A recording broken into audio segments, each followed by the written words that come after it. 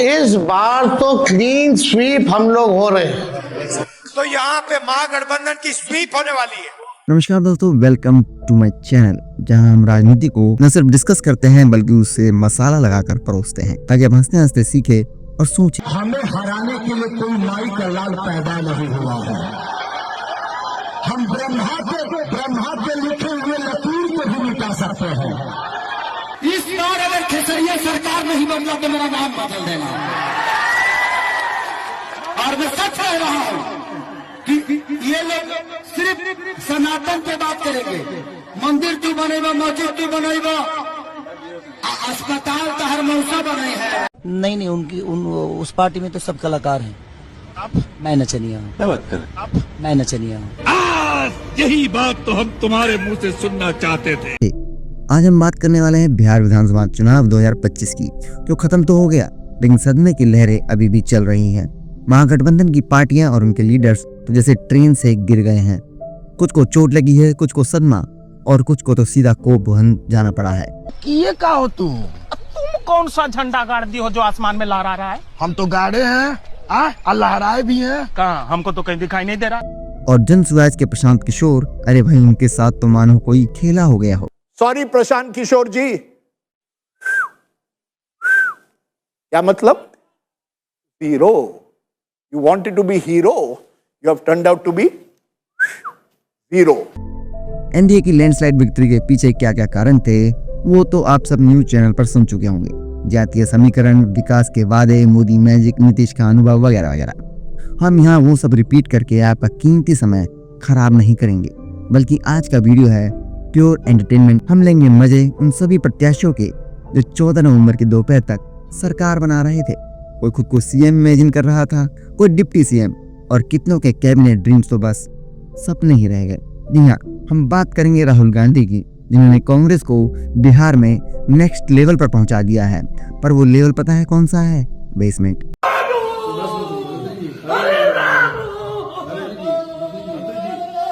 हम इस्तीफा दे देंगे, लोकसभा से हम इस्तीफा दे देंगे। हम बचाने में नाकामयाब हो रहे हैं। हम डिस्कस करेंगे उस भावी मुख्यमंत्री के बारे में जिन्हें 18 नवंबर को शपथ लेनी थी, लेकिन अब वो शपथ सपने में लेंगे। हाँ, एक उप मुख्यमंत्री का भी जिक्र होगा जिनका टेन्योर स्टार्ट होने से पहले ही एक्सपायर हो गया। प्रशांत किशोर, ओहो, ओवर कॉन्फिडेंस में पार्टी बनाई, 150 सीटों का ख्वाब देखा, लेकिन रिजल्ट में इतने जीरो आए कि लगे जैसे कोई मैथ्स का पेपर हो। AIMIM के ओवैसी साहब भी नहीं बचेंगे जो महागठबंधन को ट्रोल कर रहे हैं। तो इसके अलावा आरजेडी की 2 महान हंसमुख और लड़ाकू प्रवक्ता की भी बात होगी, और एक सीक्रेट पनौती गैंग से भी आपको इंट्रोड्यूस कराएंगे। तो वीडियो में आने वाला है ढेर सारा मजा, ड्रामा और व्यंग। लेकिन पहले सब्सक्राइब कर लीजिए, लाइक ठोकिए और कमेंट में बताइए कि आपको किस लीडर की हार पर सबसे ज्यादा मजा आ रहा है। यहाँ फॉर्मेलिटी पूरी, चलिए स्टार्ट करते हैं वीडियो को। दोस्तों, 14 नवंबर 2025 को जब बिहार चुनाव के रिजल्ट आने शुरू हुए तो सारे पॉलिटिकल पंडितों की कल्पना धरी की धरी रह गई। एनडीए की इतनी बड़ी जीत, और ये तो जैसे कोई मूवी का क्लाइमैक्स हो जहां हीरो आखिरी मिनट में सबको पछाड़ देता है। 2020 के चुनाव में जो पार्टी आरजेडी सबसे ज्यादा सीटें जीत कर आई थी वो 2025 में तीसरे नंबर पर स्लिप हो गई, जैसे कोई साबुन हो। सभी एग्जिट पोल्स फेल हो गए सिवाय एक के, पोल डायरी नाम की एक संस्था का। याद है ना, जब टीवी पर लोग पोल डायरी का एग्जिट पोल दिखा रहे थे तो सब हंस रहे थे, मजाक उड़ा रहे थे, अरे ये क्या बकवास है, कौन लेगा सीरियस। लेकिन रिजल्ट आया और 20 से ज्यादा एग्जिट पोल्स में से सिर्फ पोल डायरी ने सही प्रेडिक्शन दी, वो भी इतनी एक्यूरेट कि लगे जैसे उन्होंने टाइम ट्रेवल करके देख लिया था। बाकी एग्जिट पोल वाले तो अब शायद अपना नाम बदलकर एग्जिट फेल रख सकते हैं। और जैसे ही फाइनल रिजल्ट आए, महागठबंधन और जन सुराज जैसी पार्टियों को ऐसा सदमा लगा जैसे कोई भूकंप आ गया हो, जिसकी तीव्रता रिक्टर स्केल पर 9.9 हो। कोई कुछ समझ ही नहीं पाया। राहुल गांधी जी का वो फेमस वोट चोरी थ्योरी सब फेल। बिहार की जनता तो जैसे गर्दा धूल मिट्टी सब उड़ा दिया और महागठबंधन को सीधा धूल में मिला दिया गया। अब आइए मिलते हैं उन स्टार से जिनके सपने चकनाचूर हो गए हैं। सबसे पहले तेजस्वी यादव।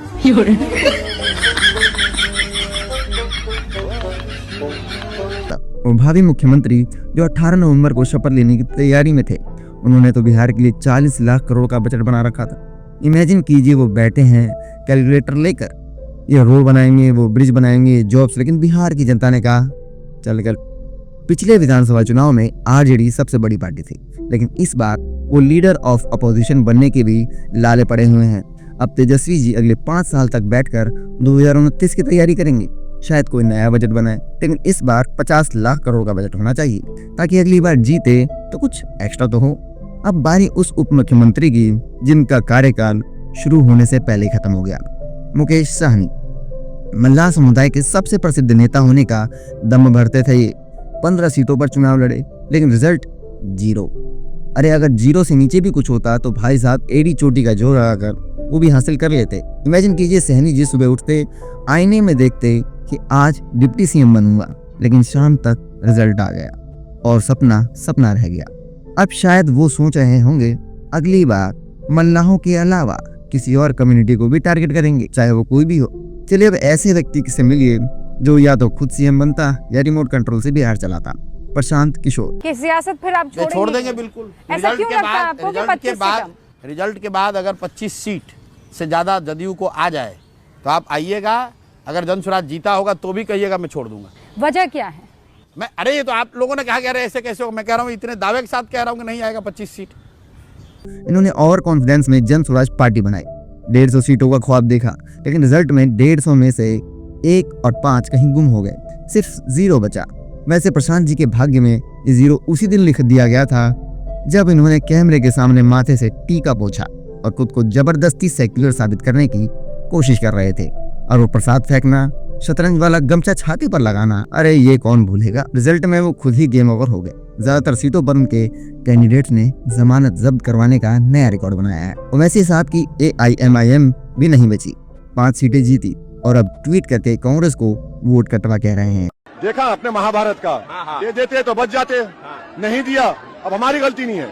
अब आप जैसे सेकुलर लोग, आप लोग रोएंगे नहीं। अरे भाई, खुद तो महागठबंधन के साथ अलायंस हो नहीं पाया और अब ट्रोल कर रहे हो, ये क्या भाई, इतना मजाक नहीं उड़ाना चाहिए। एनडीए की इस मेगा विक्ट्री का पूरा श्रेय सिर्फ इन लीडर्स को देना इंसाफ नहीं होगा। कुछ क्रेडिट तो आरजेडी की इन 2 महान स्पोक्स पर्सन को भी देना चाहिए। हंस क्यों रही है? यहाँ भी आ सकते हैं। नहीं, मुझे बस सोच के ही हंसी आ रहा है। हम बस एक ही बात बोलेंगे, सोचिएगा भी मत। जो उधर कर लिए इधर करने का सोचिएगा भी मत। तेजस्वी आपके भटार हो गए हैं क्या? सैया हो गए हैं? नहीं जानते हो मुझे। बहुत अच्छी बात है, भगवान करे सबको नौकरी मिले, सबको रोजगार मिल जाए, बट टू कम सबको नौकरी मिले। आप ये कहिए तेजस्वी करे सबको नौकरी मिले, भगवान करे नहीं, तेजस्वी जी करेंगे, महागठबंधन करेगी, वो नौकरी देगी। जब कार्ड खेलती हूँ कि मैं पिछड़ी हूँ, मैं महिला हूँ, मैं बेचारी हूँ, मैं गरीब हूँ, ये काम रूबिका लियाकत नहीं करती है। मैं मजबूत औरत हूँ और मैं मजबूत किरदार के साथ, मजबूत लॉजिक के साथ बात रखती हूँ। मैं रोती नहीं हूँ हर चीज पर, मैं करके आगे नहीं आ जाती हूँ और पीछे छुप जाती हूँ। किसके? कि मैं तो पिछड़ी जाति से हूँ, मैं तो महिला हूँ। आप फैक्ट्स रखिए और बात कीजिए। फिर तो मैं क्या करूं? मैं माइनॉरिटी में पैदा हुई हूँ, मैं बेचारी माइनॉरिटी में पैदा हुई हूँ। ये काम मेरा नहीं है, मजबूत औरत हूँ। हाँ, ये बेचारी मेरे साथ मत करना आप, ठीक है ना? ये सब हरकतें मेरे साथ नहीं चलेगी कंचना जी। मैंने भी कोई गाली नहीं दी है, मैं गाली नहीं देती हूँ। ये दोनों जब भी टीवी पर मुंह खोलती थी, महागठबंधन के 100-150 वोट ऑटोमेटिक कम हो जाते थे। उनकी इलॉजिकल बातें जैसे कोई कॉमेडी शो चल रहा है, हम जीतेंगे क्योंकि हम वगैरह वगैरह वगैरह, इनकी वजह से आरजेडी की नैया डूबी नहीं है बल्कि सीधा गर्त में पहुंच गई है। रूबिका जी, एक चीज दो चीज बोलने दीजिए मुझे। आज तो 14 नवंबर है, तो 14 नवंबर के शुभ अवसर पर जवाहरलाल नेहरू जी को राहुल जी ने 95 हार जो है वो सौंपी है। और दूसरी बात, रूबिका जी, किशोर जी, याद है 2 महिला प्रवक्ता आरजेडी की बड़ी प्रखर रूप से बोलने आती थी आपके डिबेट्स में, आपसे कई बार उन्होंने वो क्या कह सकते कहा सुनी भी की। आज वो पूरे दिन से गायब है। मैं तो उनको, उन दोनों को और प्लस राहुल गांधी को शुभकामनाएं देना चाहता हूं कि उनकी जो लगातार जो बोलने की शैली थी वो हमारे लिए बहुत काम कर रही थी। तो मैं समझता हूं कि प्रियंका भारती जी, कंचना यादव जी और राहुल जी, इन तीनों ने जितनी जीजान मेहनत बीजेपी और एनडीए को जिताने के लिए की है, मैं उसके लिए साधुवाद करता। इन्हें देखकर लगता है ये स्पोक्स पर्सन कम, अपोजिशन के सीक्रेट एजेंट ज्यादा थे। और हाँ, कुछ दरबारी पत्रकारों ने भी महागठबंधन की हार में बड़ा हाथ दिया है। काबा बो बो बो। आपको बता दें कि बिहार को लेकर के ये जितने एग्जिट पोल सरकारी चाटुकारिता करते हुए, ये जितने सरकारी एग्जिट पोल एनडीए की सरकार बनाते हुए दिख रहे हैं, एकदम बम्पर छप्पड़ फाड़ सरकार बनाते हुए दिख रहे हैं, वो सारे एग्जिट पोल सही होने जा रहे हैं। ना ना ना ना ना ना, ऐसा बिल्कुल नहीं है। मेरे साथ भरत जी हैं, एकदम सटीक एग्जिट पोल लेकर के यहाँ पर खड़े हैं जो बिहार में होने जा रहा है। एक एक सीट का आंकड़ा लेकर के यहाँ पर खड़े हैं, टिप्स पे बता देंगे कि बिहार में क्या होने जा रहा है। ये खबर भी आपको बता देती हूँ कि अभी जो लेटेस्ट आंकड़ा नजर आ रहा है उसके मुताबिक एक नंबर से कम बीजेपी आगे निकल रही है जेडीयू से। तो दोनों 80-80 के आसपास नजर आ रहे थे और अब 80 और 82 का फर्क नजर आ रहा है। तो आप हैरान तो नहीं होंगे अगर बीजेपी सबसे बड़ी पार्टी बन जाती है बिहार में। आरजेडी या कांग्रेस को सुझाव देने की बजाय ये पनौती गैंग सुबह से शाम तक चुनाव पलटने में लगे रहते थे। जैसे चुनाव कोई प्लेट हो, जब मर्जी पलट दो। लेकिन ध्यान दीजिए, गैंग पिछले कई सालों से जिसका भी सपोर्ट करता है वो हार जाती है। इसलिए इन्हें दरबारी पत्रकार कहने से बेहतर होगा पनौती पत्रकार कहना। विपक्ष के लीडर्स, मेरी सलाह है जितनी जल्दी हो सके इनसे दूरी बना लो, वरना अगला चुनाव भी हारने के लिए तैयार रहो। ये लोग अपने व्यूअर्स का समय और आपका दिमाग दोनों खराब करने में लगे हैं। बिना सिर पैर का एनालिसिस करते हैं, आपको अंधेरे में रखते हैं और आप इन्हें टुकड़े डालते रहते हैं। तो दोस्तों, वीडियो में इतना ही, लेकिन मजे तो अभी शुरू हुए हैं। अगले वीडियो में हम और डीप डाइव करेंगे, शायद कुछ और पॉलिटिकल फेल्स पर। जब तक नमस्कार, टेक केयर और याद रखिए, राजनीति में हार जीत चलती रहती है, लेकिन मजे नहीं रुकने चाहिए। कमेंट्स में बताएं अगला टॉपिक क्या हो। Bye bye.